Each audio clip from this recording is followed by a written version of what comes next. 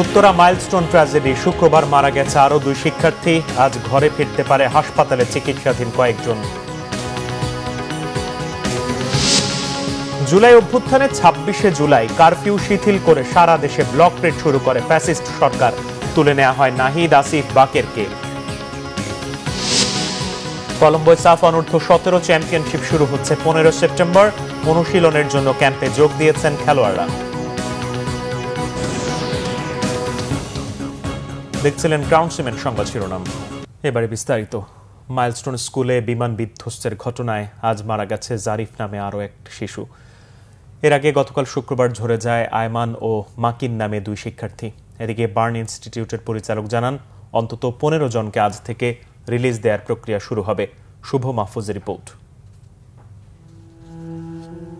Milestone স্কুলের 4র্থ শ্রেণীর শিক্ষার্থী শিশু আয়মান। এই গাড়িতে করেই নেওয়া হচ্ছে অকালে ঝরে যাওয়া ফুল আয়মানের মরদেহ। মাত্র 10 বছর বয়স হয়েছিল তার। বার্ন ইনস্টিটিউটের পরিচালক জানান, গত রাত থেকেই হঠাৎ আয়মানের অবস্থার অবনতি হতে থাকে। রাতে আমরা শিফট করে ওটাকে ক্রিটিক্যাল ক্যাটাগরিতে নিই এবং সাথে সাথে ভোর 5:45টার দিকে ওকে আমরা ইনটিউবিশনে দিই। এরপরে সকাল 9:15টার সময় আসলে ওর মৃত্যুটা আমরা নিশ্চিত করতে পারি। মৃত্যুটা নিশ্চিত করবার পরেই ওর কিছুক্ষণ পরেও বাচ্চার বাবার সাথে আমরা কথা বলি এবং মৃতদেহ হস্তান্তর প্রক্রিয়াটা আমি নিজে থেকে সম্পন্ন করে আসছি। এদিকে দগ্ধ রোগীদের চিকিৎসার সার্বিক তদারকিতে সকালে হাসপাতালে যান স্বাস্থ্য অধিদপ্তরের মহাপরিচালক ও স্বাস্থ্য সচিব। চিকিৎসার খোঁজখবর নিয়ে সাংবাদিকদের সাথে কথা বলেন তারা। জানান, সিঙ্গাপুর ও চীনের চিকিৎসক দল দেশীয় চিকিৎসকদের সাথে সমন্বয় করে কাজ করছেন। আমরা চেষ্টা করছি সমন্বয় করে তাদের অ্যাকচুয়ালি পরামর্শ নেওয়া এবং আমাদের ডাক্তারদের মাধ্যমে সেগুলোকে আমাদের রোগীর চিকিৎসার জন্য অ্যাকচুয়ালি আমরা যাতে ইমপ্লিমেন্ট করতে পারি, রোগীর ভালো চিকিৎসার জন্য, উন্নত চিকিৎসার জন্য এবং সার্বিকভাবে ভালো ফলাফল আশা করার জন্য আমরা সর্বতভাবে চেষ্টা করে যাচ্ছি। বিদেশে পাঠিয়ে উন্নত চিকিৎসা দেওয়ার বিষয়ে প্রশ্ন করলে বার্ন ইনস্টিটিউটের পরিচালক জানান, বিদেশ থেকে আসা চিকিৎসকরা এমন পরামর্শ এখনো দেননি। আমরা একটা রোগীকে দেশের বাইরে নিব কিনা বা যে হসপিটালে যাবে তাদের মতামতটা কিন্তু অত্যন্ত গুরুত্বপূর্ণ। তারা নিয়ে এই রোগীটাকে ভালো করতে পারবেন কিনা সেই মতামতের ভিত্তিতেই কিন্তু করা হয়। তো ওনারা দেখছেন, দেখে বলেছেন যে এই মুহূর্তে নিয়ে ওনারাও অতিরিক্ত কিছু করতে পারবে, এই গ্যারান্টি ওনারা দিতে পারছেন না। শনিবার থেকে অন্তত 15 জনকে রিলিজ দেওয়ার প্রক্রিয়া শুরু করার কথাও জানান এই পরিচালক। ভালো পেশেন্টগুলোকে আমরা আগামীকাল থেকে রিলিজ দেওয়া শুরু করব। শুভ মাহফুজ, বাংলা ভিশন, ঢাকা। জুলাই অভ্যুত্থানের এই দিনে ছাত্র জনতার আন্দোলনে নেতৃত্ব দেয়া 3 সমন্বয়ক নাহিদ ইসলাম, আসিফ মাহমুদ ও আবু বাকের মজুমদারকে তুলে নেয় ডিবি পুলিশ। কারফিউ শিথিল করে অভ্যুত্থান দমাতে সারা দেশে ব্লক রেড শুরু করে ফ্যাসিবাদী সরকার। এদিকে বিবৃতি দিয়ে সরকারের ক্র্যাকডাউন বন্ধ করে ইন্টারনেট সচল করার আহ্বান জানায় জাতিসংঘ।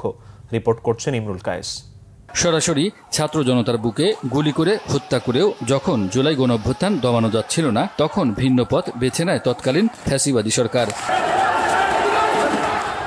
ছাত্র জনতার আন্দোলনের নেতৃত্বে থাকা শীর্ষ সমন্বয়কদের আটক করা হয়। সরকার গুম বাহিনীর হাত থেকে মুক্ত হয়ে রাজধানীর গণস্বাস্থ্য কেন্দ্রে চিকিৎসা নিচ্ছিল সমন্বয়ক নাহিদ ইসলাম ও আসিফ মাহমুদ। সেখান থেকে তাদের জোর করে তুলে নেয় ডিবি পুলিশ। সমন্বয়ক আবু বাকের মজুমদারকে আটক করে তারা। প্রথমে সরকারের তরফ থেকে কিছু না জানালেও বেশ কয়েক ঘন্টা পরে তাদের আটকের কথা স্বীকার করে তখনকার ডিবি প্রধান হারুনুর রশিদ।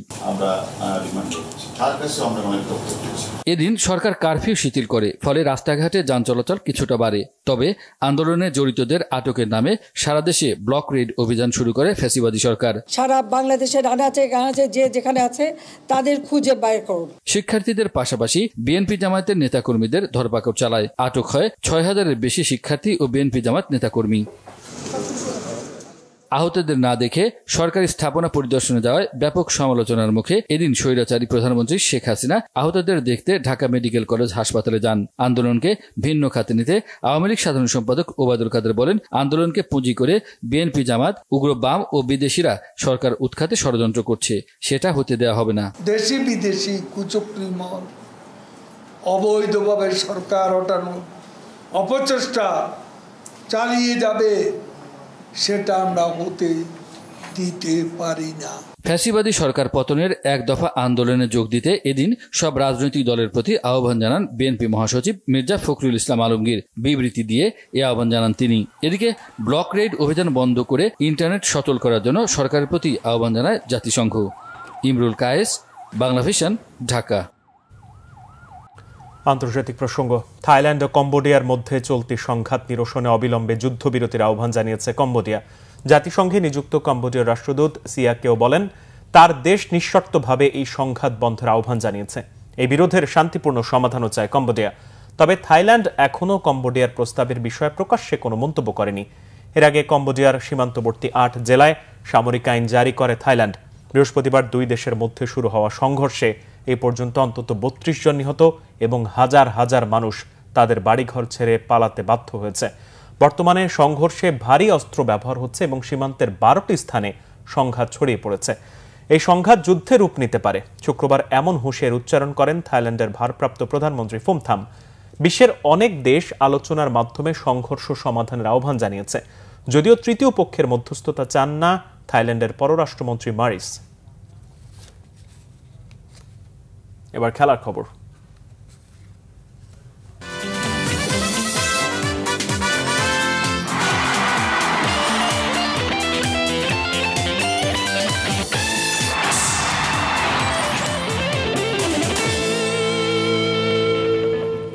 ফুটবল।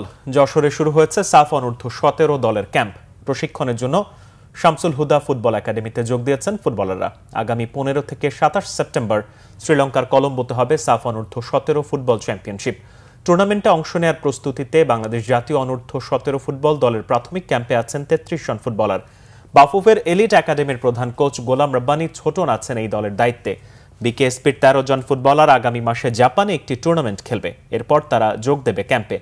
কদিন আগে ঢাকা জাতীয় স্টেডিয়ামে প্রবাসী ফুটবলারদের ট্রায়াল হওয়ার পর স্থানীয় ফুটবলারদেরও বয়সভিত্তিক দলের জন্য ট্রায়াল নিয়েছিল বাফুফে। 3 দিনের সেই ট্রায়ালে শতাধিক ফুটবলার নৈপুণ্য প্রদর্শন করেন। সেখান থেকে 16 জন ফুটবলার সুযোগ পেয়েছে এই ক্যাম্পে। সাফ অনূর্ধ্ব 17 টুর্নামেন্টে গ্রুপ পর্বে বাংলাদেশের প্রতিপক্ষ স্বাগতিক শ্রীলঙ্কা ও নেপাল। 3 দলের মধ্যে শীর্ষ 2 দল খেলবে সেমিফাইনালে।